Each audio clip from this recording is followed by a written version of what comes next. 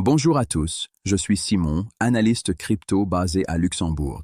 Chaque semaine, je vais essayer de répondre à une question placée dans vos commentaires sur la chaîne La Finance décryptée.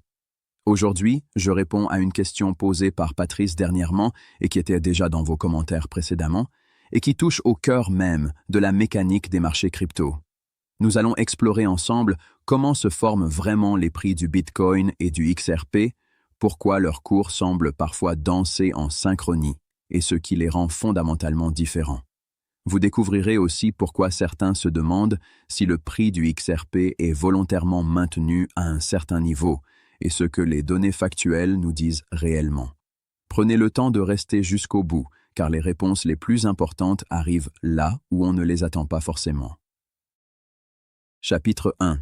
Qui fixe vraiment le prix d'une crypto-monnaie? Première question fondamentale. Qui décide du prix du Bitcoin ou du XRP? Contrairement à une monnaie traditionnelle comme l'euro, aucune banque centrale ni aucun gouvernement ne fixe le prix d'une crypto-monnaie. Le prix est le résultat direct de l'offre et de la demande sur les plateformes d'échange mondiales, que l'on appelle les exchanges. Imaginez un marché aux poissons géants, ouvert 24 heures sur 24, 7 jours sur 7, où des millions d'acheteurs et de vendeurs du monde entier passent leurs ordres en temps réel. Le prix affiché à un instant donné correspond au dernier accord conclu entre un acheteur et un vendeur. Pour le Bitcoin spécifiquement, l'offre totale est plafonnée à 21 millions d'unités, une limite inscrite dans son code source depuis 2009, et cela ne peut pas être modifié. Pour le XRP, l'offre totale est de 100 milliards de tokens, dont une partie est détenue en escrow par la société Ripple et libérée de manière prévisible à raison d'1 milliard par mois maximum. Des mécanismes d'arbitrage automatisés, gérés par des algorithmes, alignent ensuite les prix entre toutes les plateformes mondiales pour éviter les écarts de cotation trop importants. Chapitre 2. Pourquoi le Bitcoin et le XRP bougent-ils souvent ensemble? Vous l'avez sûrement remarqué, quand le Bitcoin s'envole, le XRP a souvent tendance à suivre et inversement. Des études de marché mesurent leur corrélation à environ 0,63, ce qui est considéré comme une corrélation modérée mais significative. La première raison est le rôle dominant du Bitcoin dans l'écosystème crypto. Le Bitcoin représente une part très importante de la capitalisation totale du marché et il est perçu comme le baromètre de confiance du secteur entier. Quand il monte, le sentiment global des investisseurs devient positif et les capitaux affluent vers l'ensemble du marché, incluant les altcoins comme le XRP. La deuxième raison est le trading algorithmique. De nombreux BOTS de trading réagissent instantanément au mouvement du Bitcoin via des paires comme XRP BTC ou XRP USDT, ce qui renforce mécaniquement la corrélation entre les actifs, même sans lien fondamental entre eux. La troisième raison est psychologique. Une grande partie des investisseurs perçoit le marché crypto comme un tout homogène, sans distinguer les technologies ou les cas d'usage. Cette vision collective provoque des mouvements synchronisés lors des périodes de peur ou d'euphorie. Prenons un exemple concret.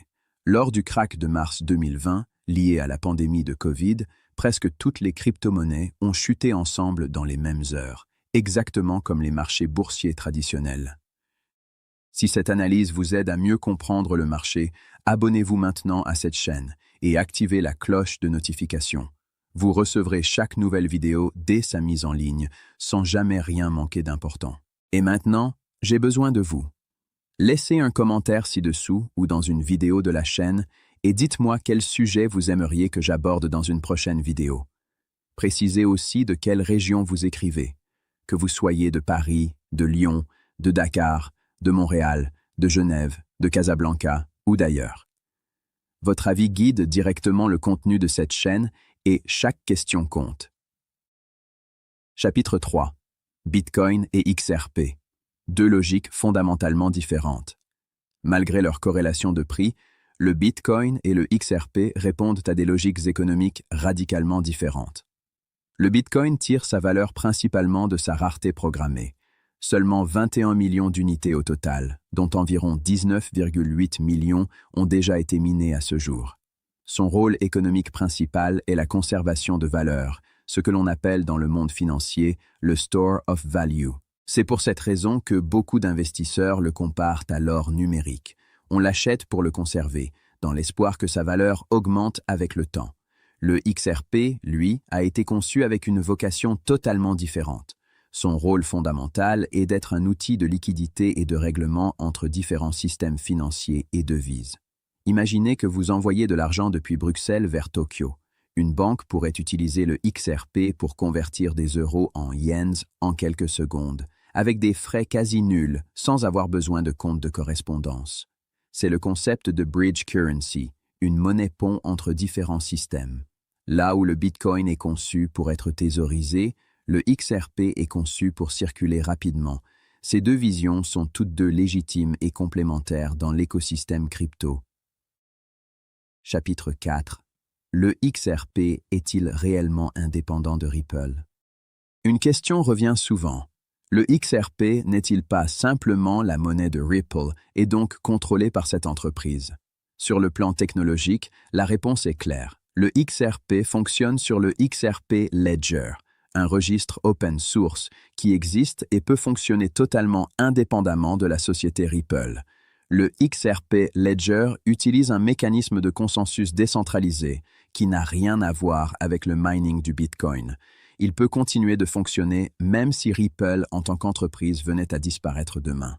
Sur le plan économique, la situation est plus nuancée. Ripple détient encore une part importante des tokens, estimée entre 34 et 55 milliards de XRP en escroc, libérés progressivement selon un calendrier prévisible.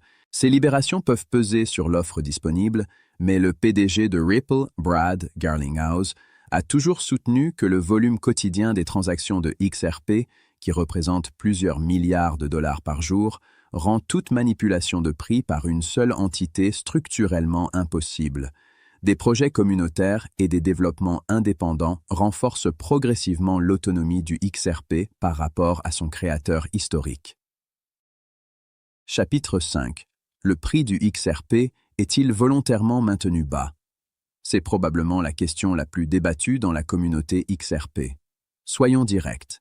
Aucune preuve formelle n'indique qu'une entité, quelle qu'elle soit, contrôle délibérément le prix du XRP.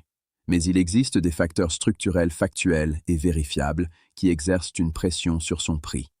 Premier facteur, les libérations programmées d'escrocs. Chaque mois, jusqu'à 1 milliard de XRP peuvent être libérés depuis les escrocs de Ripple, ce qui augmente l'offre disponible sur le marché. Les tokens non utilisés sont reloqués dans de nouveaux escrocs, mais cette mécanique peut freiner les envolées spéculatives à court terme. Deuxième facteur, la logique fonctionnelle de l'actif lui-même. Un actif conçu pour servir de bridge currency dans les paiements interbancaires ne peut pas être excessivement volatile. Les institutions financières, les banques et les entreprises qui l'utiliseraient pour des règlements ont besoin de stabilité. Dans cette logique, un prix longtemps contenu n'est pas une anomalie, mais une caractéristique fonctionnelle, cohérente avec son rôle de liquidité. Troisième facteur, l'incertitude réglementaire. Le long procès opposant la SEC américaine à Ripple entre 2020 et 2023 a pesé lourdement sur le prix du XRP et freiné son adoption institutionnelle. La victoire partielle de Ripple en juillet 2023, où un tribunal fédéral a statué que le XRP n'était pas un titre financier dans le cadre des ventes au public, a constitué un tournant majeur pour l'ensemble de l'écosystème. Chapitre 6. Quand le XRP pourrait-il se décorréler du Bitcoin? La question que beaucoup d'investisseurs se posent est « À quel moment le XRP commencera-t-il à évoluer selon sa propre dynamique, indépendamment du Bitcoin ?» L'analyse économique nous donne 3 conditions principales pour qu'une décorrélation durable s'installe. Première condition, les volumes d'usage réels doivent dépasser les volumes spéculatifs. Aujourd'hui, la majorité des échanges de XRP sont encore spéculatifs. Quand les paiements transfrontaliers réels, la tokenisation d'actifs et les règlements institutionnels représenteront la majorité des transactions, la dynamique de prix changera. Deuxième condition, une adoption institutionnelle non spéculative. Des acteurs comme les banques centrales, les grandes banques commerciales ou les fintechs qui utiliseraient le XRP pour des besoins opérationnels réels, créerait une demande structurelle découplée des cycles crypto. Troisième condition, la clarté réglementaire complète à l'échelle mondiale. Sans un cadre légal clair dans les grandes économies, les institutions ne peuvent pas s'engager massivement et la spéculation restera dominante. Conclusion. Voilà, nous avons maintenant une vision claire et factuelle de la mécanique des prix crypto et de ce qui différencie fondamentalement le Bitcoin du XRP. Le Bitcoin est avant tout un actif de rareté et de réserve de valeur, dont le prix est alimenté par la spéculation, la confiance et le récit de l'or numérique. Le XRP est un actif d'infrastructure et de liquidité, conçu pour la circulation rapide et peu coûteuse entre systèmes financiers. Leur corrélation actuelle est conjoncturelle et non structurelle. Elle est le reflet d'un marché encore immature, dominé par la spéculation. À mesure que l'adoption réelle progressera, que la réglementation se clarifiera et que les usages institutionnels se développeront, chaque actif suivra de plus en plus sa propre logique. Ce n'est pas une question de si, mais de quand. Merci d'avoir regardé cette vidéo jusqu'à la toute fin, c'est ce qui aide réellement cette chaîne à grandir. Si ce contenu vous a apporté de la valeur, partagez-le avec une personne qui s'intéresse aux crypto-monnaies et qui mérite d'avoir des informations fiables et vérifiables.